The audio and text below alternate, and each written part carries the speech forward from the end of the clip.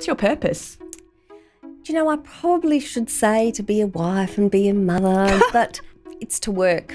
You love working. I love working. And contributing. I contribute, and I find I like to provide. It's the sense of duty, I suppose. Making a difference. Yeah. I know people would, hate me for saying it, but I really do love to work. Joining me on the show today is Leanne Allen, the Executive Director and Chief Financial Officer of Commercial and General. Leanne loves fast cars, loud music and numbers. She joined Commercial and General 2 years ago and has played an integral part in transforming their finance and operational processes to become rigorous systems reflective of a business that has changed and matured. Amongst her many accomplishments, Leanne is passionate about giving back to the industry, currently a mentor for the 500 Women in Property program and a member on the SA Corporate Advisory Committee of the Institute of Chartered Accountants. She is proud of Commercial and General's strong gender diversity across the organisation and thrives on the challenges that come with working in a large corporate structure. I don't really like the word disruptors. I actually call them opportunities. Yeah, cool. And as much as they are at the forefront of how we work, you can also have a bit of fun with it. Hi, I'm Sarah Bartholomeusz from Legal. The Accountants on Purpose podcast showcases inspiring accountants who are leaders in their field. And then it just came to me like a bolt of blue. What makes them tick? Love it.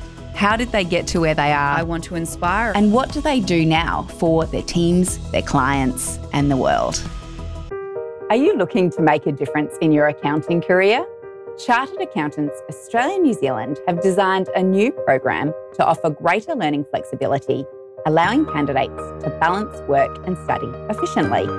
The new CA program offers authentic assessments based on real-world scenarios that integrate technical and professional capabilities and impactful learning through a blend of digital and face-to-face options. Learn more, search New CA Program today. Hi, I'm Leanne Allen from Commercial and General. Join us today for Accountants on Purpose. What was your favourite song in high school and what is it now? I don't think that I could narrow it down to one single song. Being a lover of music, I like a variety of music, and that can be anything from your quiet Michael Bublé, bit of Elton John, through to Guns N' Roses, and even your latest sort of dance and pop. And I tend to use music to reflect my mood. Mm-hmm. So if I'm chilled and want to think about a topic, and it's always when I'm driving in the car. And so if I want to think about something and it's a bit chilled, and generally if I know I'm going into a large meeting or I'm going to present to the board and I want to get yourself in the right headspace, myself ready. There's a bit of Beyonce with Run the World, and that's always a good one to pump you up. Choice. Yeah, so there's not really one song. I wouldn't be doing any of them any justice to pick one out. Yeah, you can't choose a favourite. And so for current songs, there was something that happened on the weekend which really opened my eyes, and I started to feel old. So I'm starting to corrupt my son into Apple Music, and so he's got one of our old iPads in his room, and he's got his speaker, and I was teaching him how it works. Yeah. Anyway, I was in the kitchen and he puts this song on, and I'm like, Harrison, and he comes running out. He thought he's in trouble. What, Mum? I'm like, what is this song? And he said the name of it, and I said, I've been meaning to find out what this song is. It's one of the new ones or whatever. And I'm like, I love this song. I must have heard it on an advert or something like that. Anyway, so he was pretty chuffed with himself that he picked the song that Mum wanted. You wanted. Yeah. So music just forms part of my life, and I use it, to reflect my moods. Excellent. Do you have any pets that are part of your family? I do. We have a black Labrador. She's 12 years old. Oh, my goodness. And in true fashion of my love of cars, her name is Portia. Oh, that is awesome. We had a black lab for a while when we were training them for the guide dogs. Oh, beautiful. But then you've got to hand it back. I know, and it was heartbreaking. I don't think I could do that. I was beside myself with tears. No. It's funny, my work has been doing pieces on people within our organisation. Yeah. I was the person last month that went up on the social media. My husband read it and he was disappointed. He said, the child gets a mention, the dog gets a mention. He goes, I didn't get a mention. Who am I, So, chopped liver? shout out to my husband, who's also called Trevor. So I have a boss called Trevor and a husband called Trevor. That makes things easy. Oh, very interesting. I'm always yelling Trevor at someone. I know that you love music because you just mentioned it, but you also love fast cars, which you mentioned with Porsche's name. Yeah. If money was no object, what would your car be? No question. Oh. Porsche 911 GT3. Colour? Oh, black. Yes. Yeah. Have to be black. Easy answer. So you're an executive director and the CFO for Commercial and General. What would you say about speculation that the finance function won't exist in the future because of digital disruption? So I think we should embrace digital disruption. We should embrace these changes that are coming our way. I think it allows us to work smarter, not harder. Mm-hmm. Do I think that our children will be doing the same jobs that we're doing? Probably not. Mm-hmm.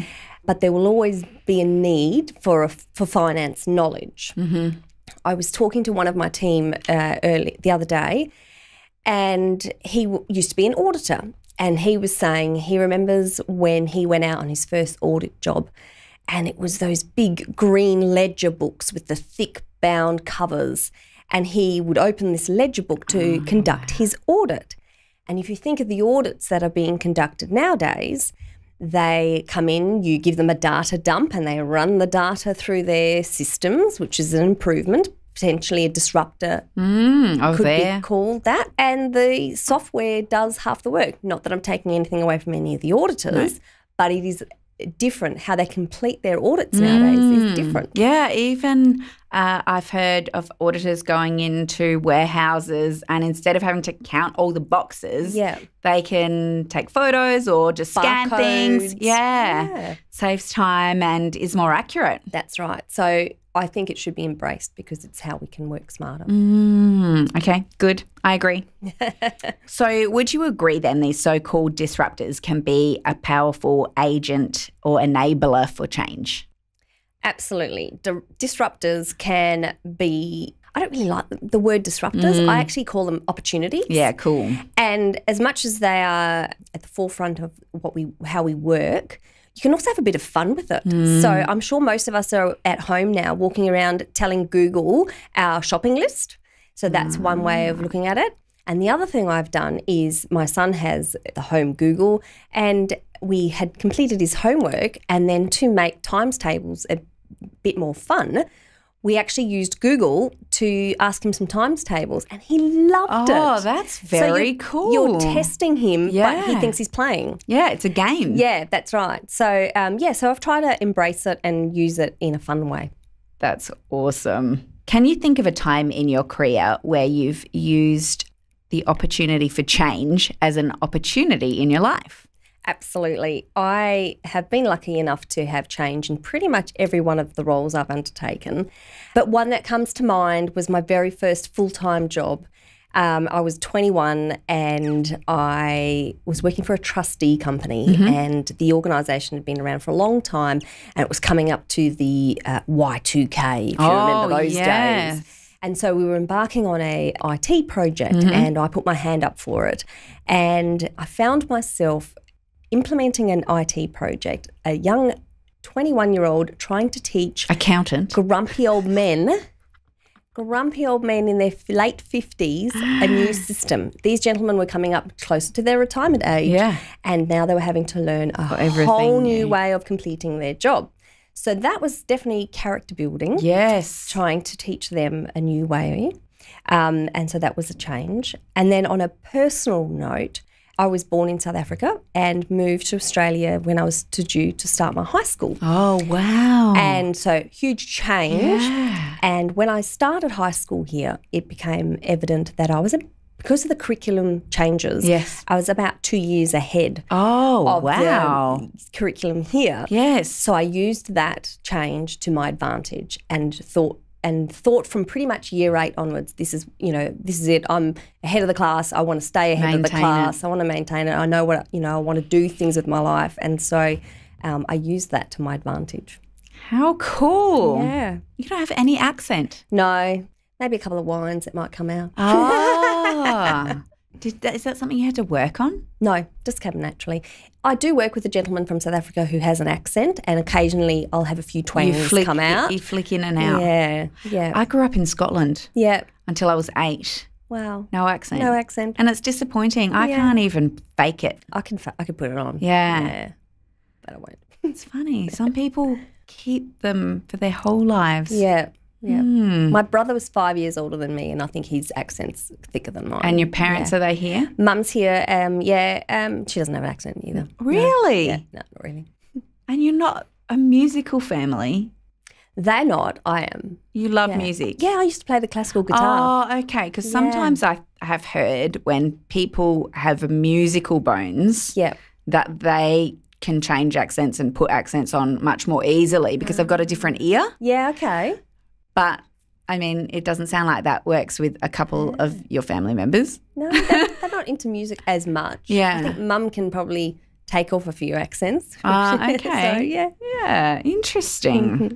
Are you required to manage non-financial risks in your business? And if so, how do you go about doing that?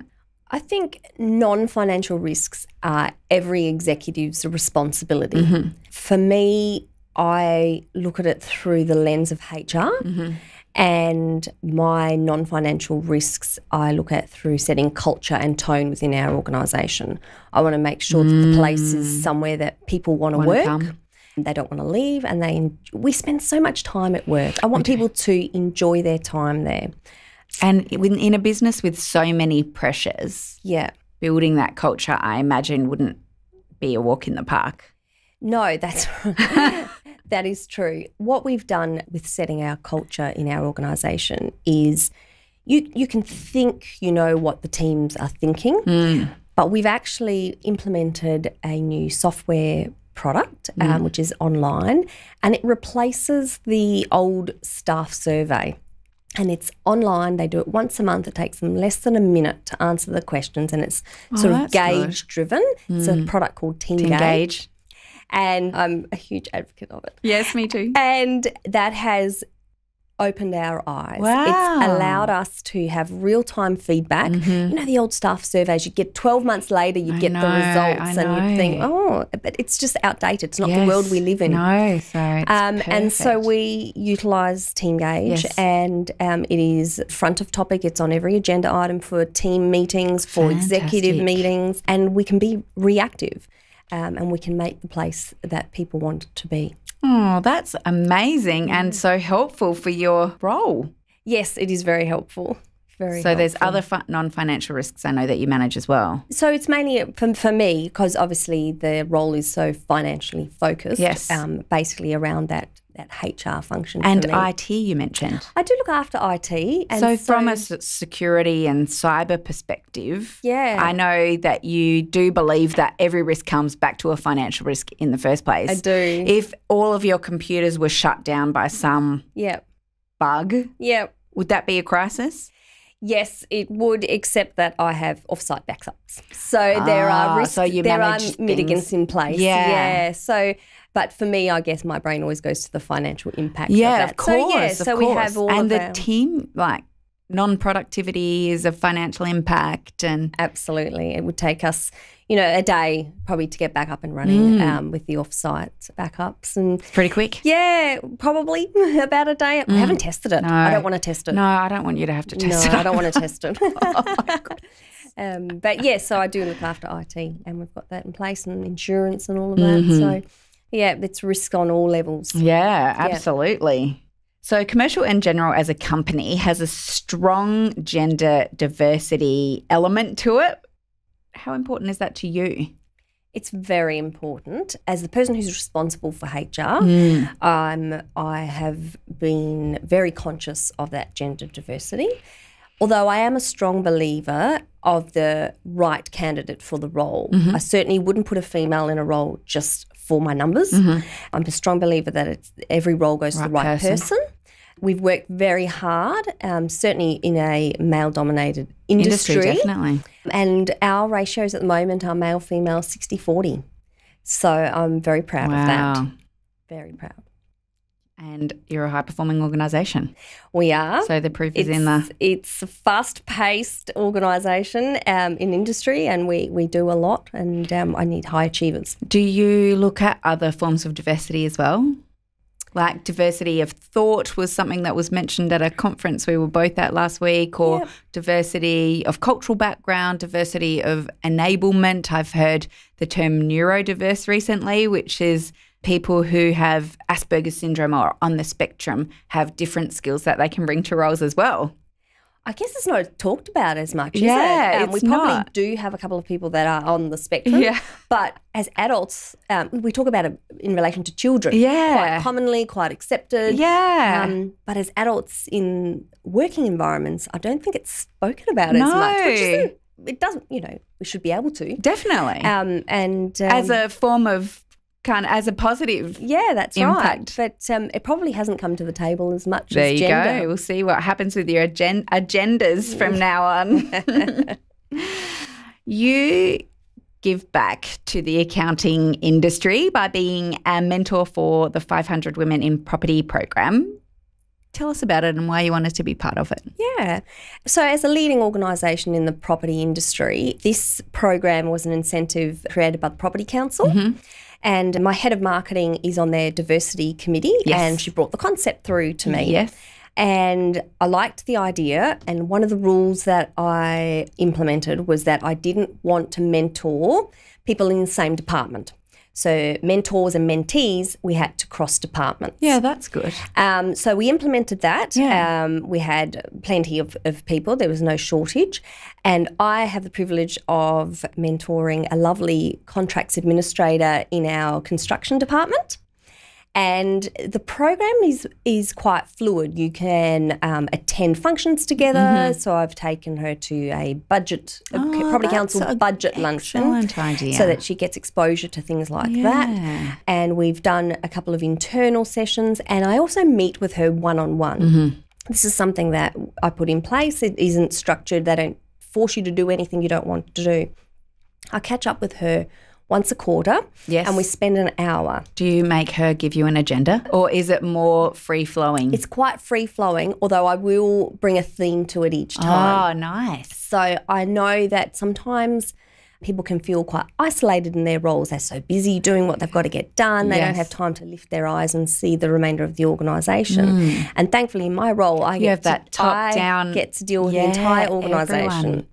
So I generally pick a theme depending on the year or what's at the table at the moment, and walk her through it or explain how it impacts other areas of the business, give her some guidance. We had performance reviews. So I got her to walk me through how she was preparing for that. That's fantastic. And guided her. And it's been wonderful. I've thoroughly enjoyed our sessions. And in fact, our last time we caught up, the program is coming to an end. I think it only goes for 12 months. And she said to me, now I know the program is ending. She said, but can we still catch up once a quarter? And I was like, oh, of course. So have you found that you've got stuff out of that program as well? Absolutely. What it's shown me is how people interpret a situation through different eyes. So obviously, as you said, I've got this top-down approach. I can see what's going on and how it's been interpreted by the teams, whatever it is. And so you're able to clarify things. That understanding of how that particular department is seeing things that are changing. Exactly. Awesome. So it's been a very good program. That's fantastic. What's the best advice you've ever been given? To breathe. So I am an adrenaline junkie. I work at a very fast pace. I work at 100 miles an hour, and I'll often go into my boss's office and I'm flapping my arms about for something, and he'll look at me in a very calm manner and he'll go, breathe. And it just calms me down to talk in a normal manner without the arms flapping around. So, to breathe. And also, probably I need to delegate more. The control freak doesn't delegate enough. It is hard. Do you know how I've been working on it, because I'm also not great at delegating? I put together a delegation matrix for myself of my tasks. So in the top corner, it's urgent and important. So yes, so the urgent and important stuff goes in there, and I find that hard to delegate. Yeah. But I should work out how to. And then there's urgent, not important, and that's the stuff I should delegate first. Yeah. And then there is non-urgent, not important, and that's also stuff I should delegate. And non-urgent, important is where I probably should be spending most of my time. Yes. And there's also this concept about working in the business and working on the business. That's right. And we always spend way too much time in as opposed to on. But it's so hard. I know. Especially for me, what I find is that there's things that I'm really good at that I should be delegating and that I really enjoy. And that if I took those away and had somebody else do them, then I wouldn't be spending as much time in the stuff I enjoy, and that would be hard. It's a fine line. It's a fine line. It is, isn't it? It's a challenge. What's your purpose? Do you know, I probably should say to be a wife and be a mother, but it's to work. You love working. I love working. And contributing. I contribute, and I find I like to provide. It's the sense of duty, I suppose. Making a difference. Yeah. I know people would, hate me for saying it, but I really do love to work. Got to be true to yourself. Yeah. Is there anything that I haven't asked you that I should have asked? Probably what would I have done if I didn't become an accountant? What would you have done if you didn't become an accountant? I would have been a professional dancer. Really? Ballroom dancing. Not a race car driver? Maybe that too. So you do have a very creative side. Yeah. Do you feel like that can't draw though. Musician though and dancer, where do you get an outlet for those now? Driving in the car with loud music. Really? And anytime the girls want to go out for a drink and have a dance, I'll be in for that too. Yeah, you're on the floor, not holding back. What would you say to 18-year-old Leanne? Be true to yourself, stick to it, because you'll be fine. Love it. We're done. Thank you. We're on a mission to find like-minded accountants from around Australia. If you are a purpose-led accountant, continue the conversation with us in our private Facebook group. Search for Accountants on Purpose. Join us, and together we can change the world for good, for good.